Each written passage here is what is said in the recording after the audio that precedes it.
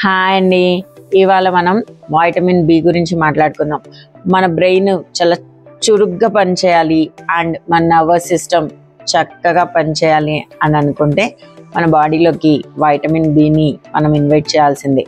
మరి ఆ vitamin B పుష్కలంగా లభించే వెజిటబుల్ అన్నిటికంటే బీట్రూట్లో ఎక్కువగా ఉంటుంది. అండ్ ఫ్రూట్ వచ్చేసి banana and green leafy vegetables వచ్చేసి మొరింగా లీవ్స్ అండి, మునగాకు. మరి ఈ మునగాకు ఇంకొక ప్రత్యేకత ఉంది. మామూలుగా మనం ఆకుకూరలన్నింటినీ కూడా ఫ్రెష్గానే వాడుకోగలుగుతాం, కానీ దీన్ని మాత్రం మనం డ్రై కూడా చేసుకొని, ఎందుకంటే అవైలబిలిటీ తక్కువగా ఉంటుంది కాబట్టి డ్రై చేసుకొని మనకు కావలసినప్పుడు వాడుకోవచ్చు.